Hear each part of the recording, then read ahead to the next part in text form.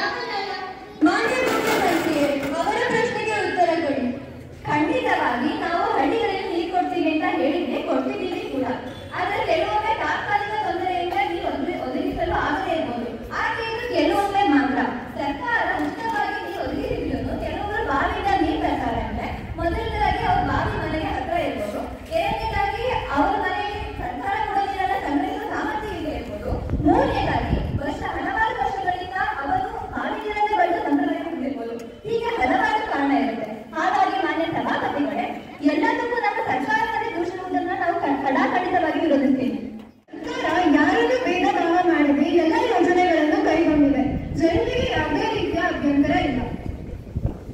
ಶಾಲೆಗಳಲ್ಲಿ ಶಿಕ್ಷಕರ ಕೊರತೆ, ಆಸ್ಪತ್ರೆಗೆ ಹೋಗಿದರೆ ಡಾಕ್ಟರ್ ಸಿಗ್ತಿಲ್ಲ.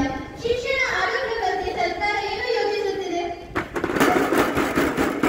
ಇದಕ್ಕೆ ಉತ್ತರವನ್ನು ನಮ್ಮ ಶಿಕ್ಷಣ ಮಂತ್ರಿ ಕೊಡುತ್ತಾರೆ. ಮಾನ್ಯ ಶಿಕ್ಷಣ ಮಂತ್ರಿಗಳೇ, ಇವರ ಪ್ರಶ್ನೆಗೆ ಉತ್ತರ ಕೊಡಿ. ಮಾನ್ಯ ಸಭಾಪತಿಗಳು, ಶಿಕ್ಷಣ ಕ್ಷೇತ್ರವೆಂದರೆ ಸಮಾಜದ ಬೆನ್ನೆಲುಬು. ನಮ್ಮ ಸರ್ಕಾರ ಈ ನಂಬಿಕೆಯನ್ನು ನಡೆದು ಬಂದಿದೆ. ರಾಜ್ಯದ ಪ್ರತಿ ಮಕ್ಕಳಿಗೂ ಸಮಾನ ಶಿಕ್ಷಣ ಅವಕಾಶವನ್ನು ನಮ್ಮ ಸರ್ಕಾರ ಸ್ಪರ್ಧಿಸುತ್ತಿದೆ. ಈ ಶೈಕ್ಷಣಿಕ ವರ್ಷದ ಆರಂಭದಲ್ಲಿ 500ಕ್ಕೂ ಹೆಚ್ಚು ಸರ್ಕಾರಿ ಶಾಲೆಗಳಲ್ಲಿ ಮೂಲಭೂತ ಸೌಲಭ್ಯಗಳು ಎಂದರೆ ಶೌಚಾಲಯ, ಕುಡಿಯುವ ನೀರು ಮತ್ತು ಲೈಟಿಂಗ್ ವ್ಯವಸ್ಥೆಗಳನ್ನು ನವೀಕರಿಸುತ್ತಿದೆ.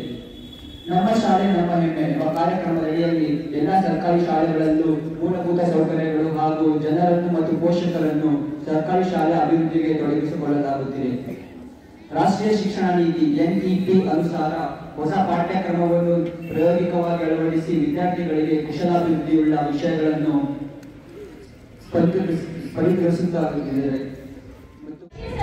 ಫಲಿತಾಂಶ ಕೊಟ್ಟರೆ ವಿಫಲರಾಗ್ತಿದ್ರ. ಇದರಿಂದ ವಿದ್ಯಾರ್ಥಿಗಳ ಜೀವನ ನಾಶ ಆಗ್ತಿದೆ. ಇದಕ್ಕೆ ಯಾರು ಹೊಣೆ? ಪರೀಕ್ಷೆಯಲ್ಲಿ ಉತ್ತಮ ಫಲಿತಾಂಶ ನೀಡುವುದು ವಿದ್ಯಾರ್ಥಿಗಳ ಜವಾಬ್ದಾರಿ. ಅದನ್ನು ನೀವು ಸರ್ಕಾರದ ಹೊಣೆ ಮಾಡುವುದು ತಪ್ಪು. ಆದರೂ ಪರೀಕ್ಷೆಗಳಿಗೆ ನೀಡಬೇಕಾದ ಸೌಲಭ್ಯಗಳನ್ನು ನಮ್ಮ ಸರ್ಕಾರ ನೀಡಿದೆ. ನನ್ನ ಪ್ರಶ್ನೆ ಗೃಹ ಸಚಿವರಿಗೆ. ಮಾನ್ಯ ಗೃಹ ಮಂತ್ರಿಗಳೇ, ನಿಮ್ಮ ಯೋಜನೆಗಳನ್ನು ತಿಳಿಸಿ. ಮಾನ್ಯ ಸಭಾಪತಿಗಳೇ, ನಮ್ಮ ದೇಶದೊಳಗಿನ ಶಾಂತಿ ಭದ್ರತೆ